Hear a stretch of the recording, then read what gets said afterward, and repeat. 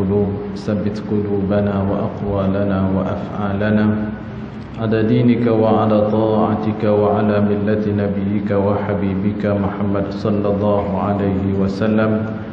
لا إله إلا أنت سبحانك إنا كنا من الظالمين.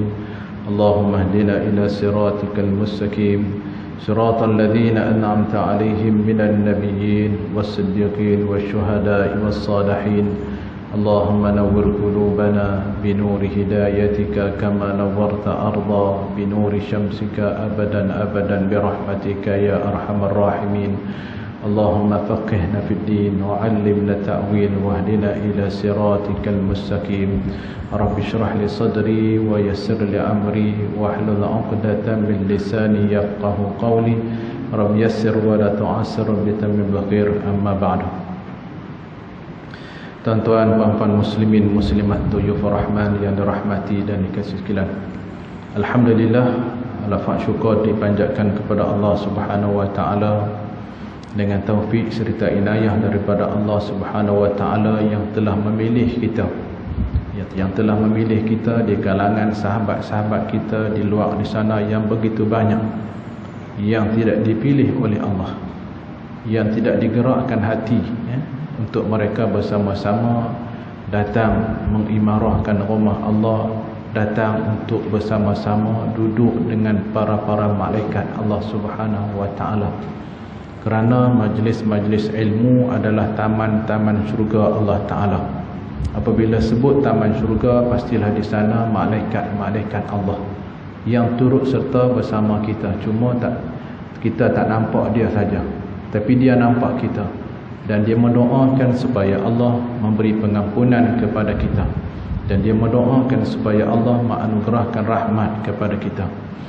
Sebagai permulaan perkongsian anda tak pasti anda pernah sebut ataupun tak sebut dengan tuan-tuan, sebelum kita melihat tentang bagaimana dahsyatnya siksa kubur itu sendiri, persiapan kita berhadapan dengan alam kubur, marilah kita melihat beberapa perkara, kita melengkapkan diri kita supaya kita sentiasa dikasihi oleh Allah, supaya kita sentiasa didoakan oleh para malaikat Allah Subhanahu wa taala.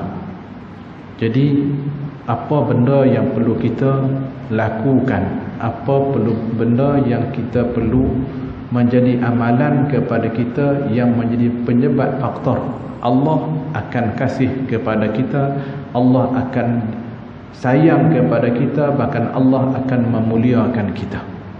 Jadi di sana Abu Lis As-Samarqandi menyebut kepada kita, memperingatkan kita kepada bersama dengan 7 perkara, dengan 7 keadaan. Sekira mana kita melengkapkan diri kita, maka ketika itu kita dimuliakan oleh Allah. Cuba bayang, apabila kita dimuliakan oleh Allah, sudah pastilah di sana akan turut serta malaikat akan memuliakan kita, orang-orang salihin akan memuliakan kita, dan juga makhluk-makhluk yang lain akan memuliakan kita. Apa 7 benda ini?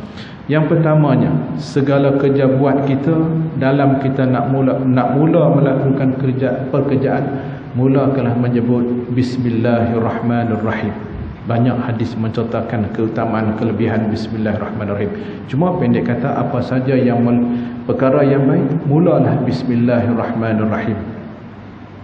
Setelah mana hajat kita, keperluan kita dah selesai, kita dah capai, apa ungkapannya? Sebab supaya kita tidak terus terputus dengan Allah, maka ucaplah Alhamdulillah.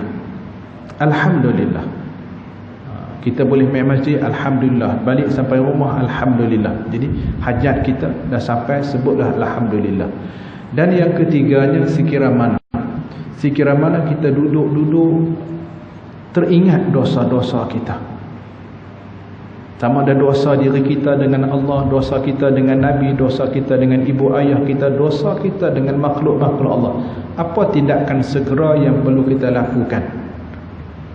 Maka sebutlah Astaghfirullahalazim. Astaghfirullahalazim. At-taibu minadz-dzambi kaman la dzambalah. Nabi sebut pada hadis yang lain, sesiapa yang bertaubat kepada Allah seolah-olah ia tak pernah buat dosa. Jadi ingat saja dosa, astaghfirullahalazim, astaghfirullah. Jangan duk tangguh.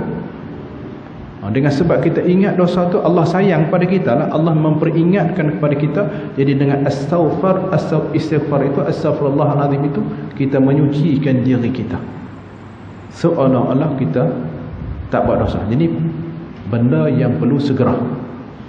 Dan yang keempatnya, apabila benda yang mendatang,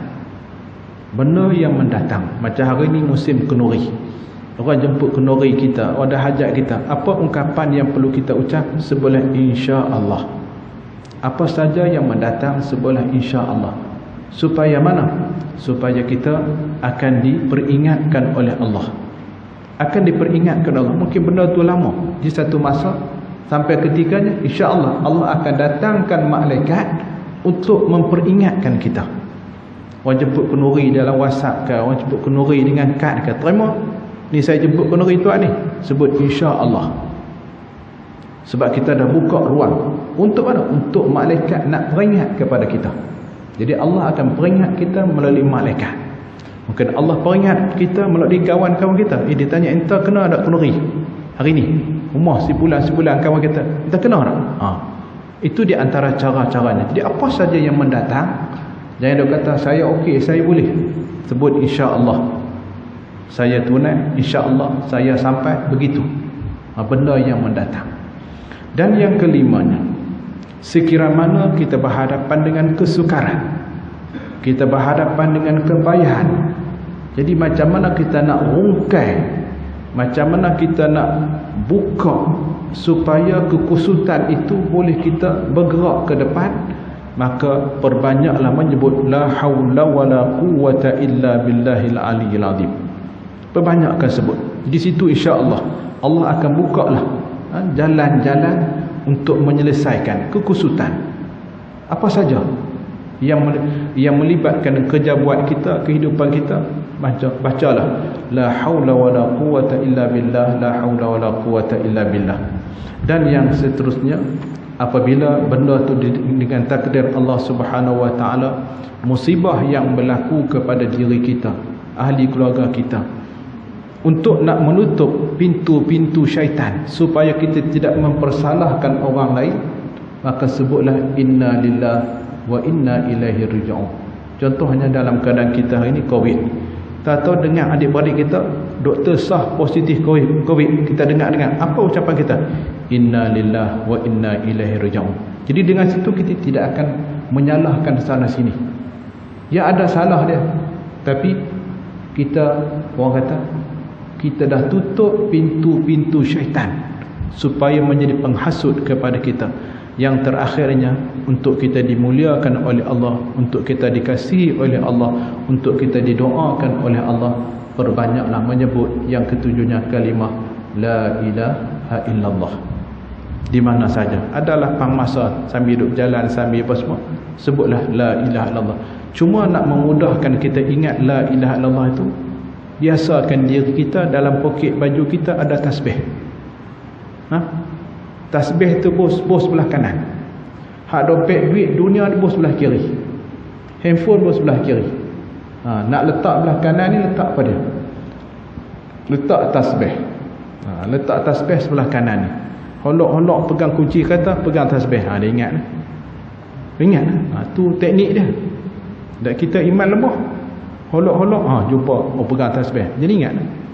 Sambil bawa kereta dan sebagainya, perbanyaklah menyebut kalimah la ilaha illallah.